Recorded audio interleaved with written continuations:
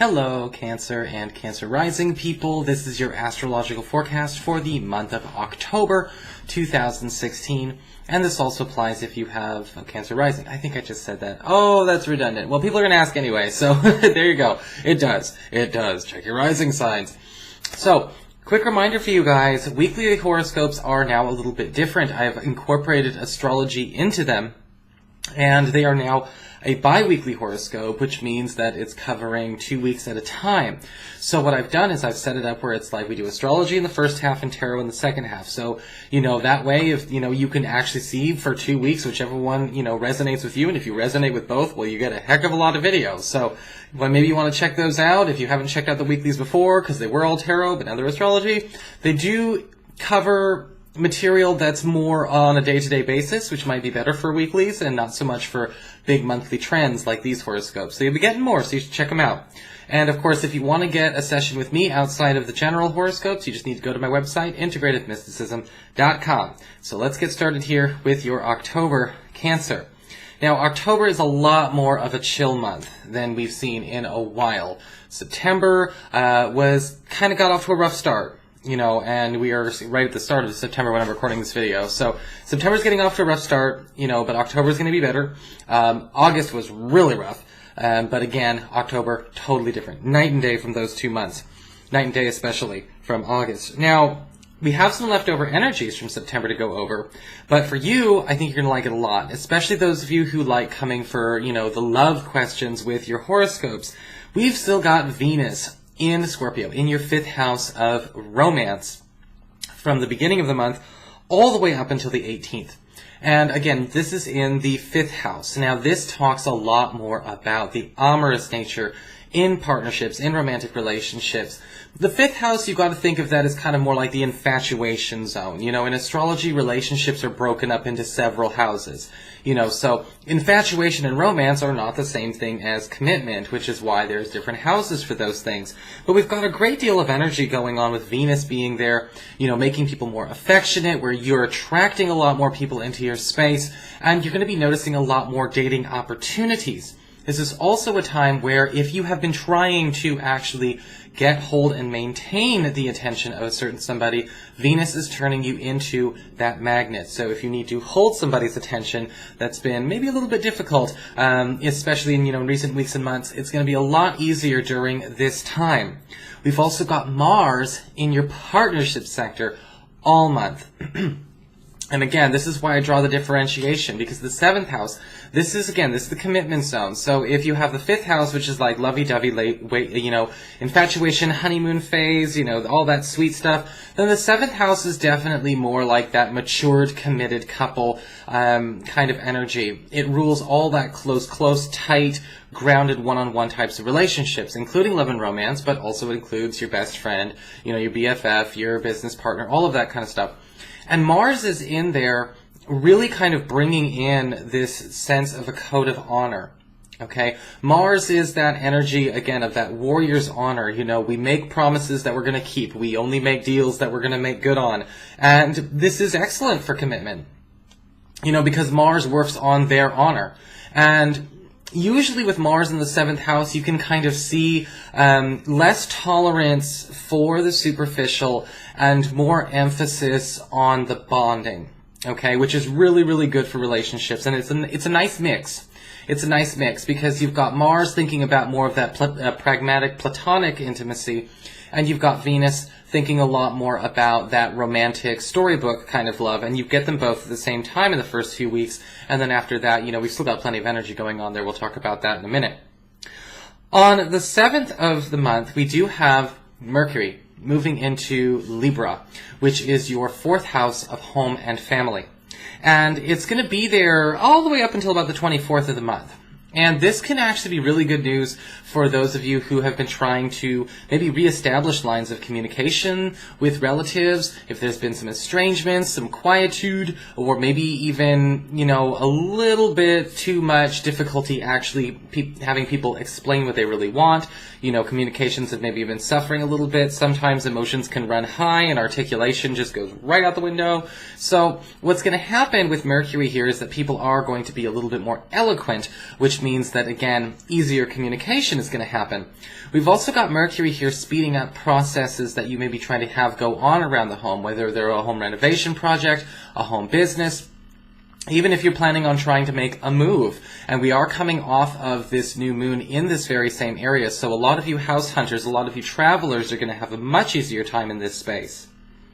On the 16th, we have a full moon in Aries, which is your 10th house of career. And this spells a culmination, a transition for you. And this might not necessarily be like a transition as in like leaving your job. This could be, but again, with this moon, because it's so tightly connected to Uranus, it's like a spur-of-the-moment opportunity.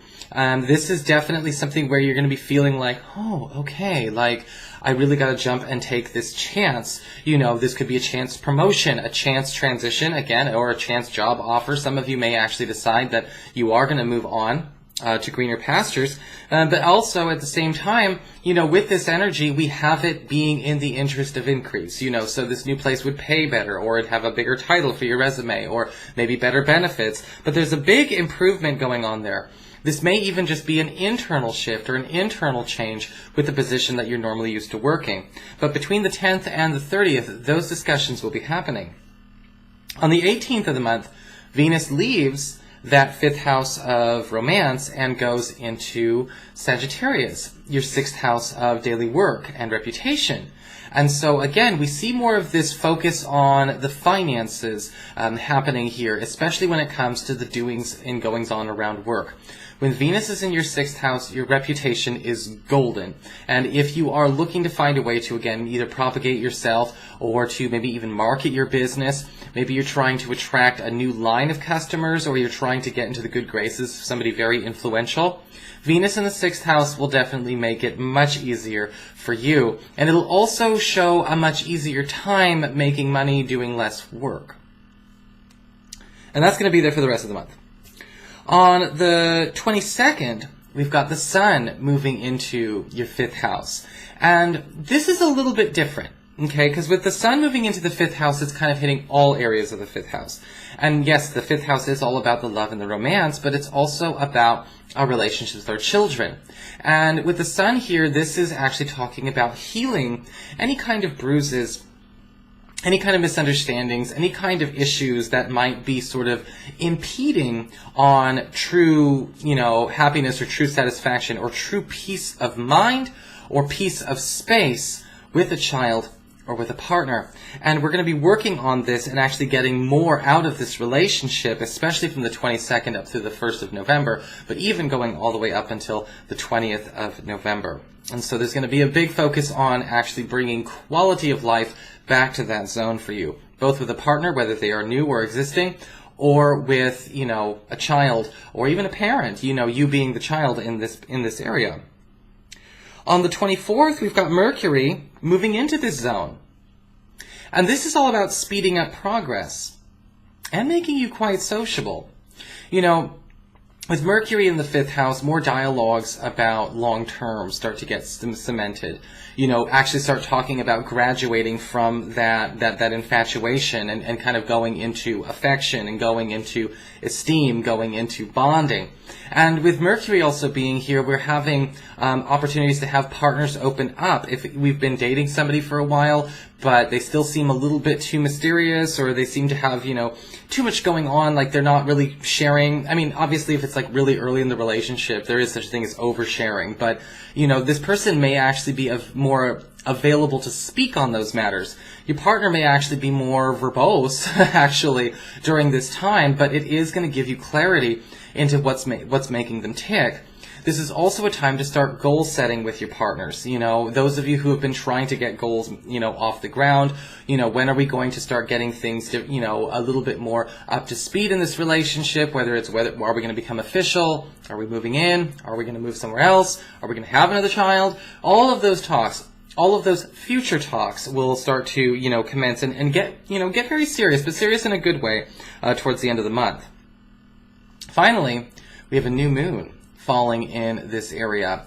And this is talking a little bit more about what we can actually do creatively. Because the creative energies of, the love, the fashion, the passion, and the romance also fall into the artistic side of the 5th house. And a new creative project, maybe even a new self-employment enterprise, may come to you or your partner and be something to really think about actually biting off on. This is also a time where new partnerships or perhaps even new dating potentials are going to be most, concentrated around you. We've got a lot of this activity going on throughout the month, but those of you who are single, mingling, all of that kind of stuff, you're going to notice a lot more traffic in this area because of this new moon at the end of the month. But we are seeing this actually turning into, more of an opportunity to, again, get more well-rounded in our romance as well. So that is your forecast, Cancer. It looks like it's all about relationships this month for you, with some sweetness on the money side of things. So let me know how things go. Don't forget to check out the bi-weekly horoscopes, especially if you've been waiting for them to have some astrology in there. The whole first half is all about astrology. And if you'd like to get a session with me, you can follow the links below or go to integrativemysticism.com.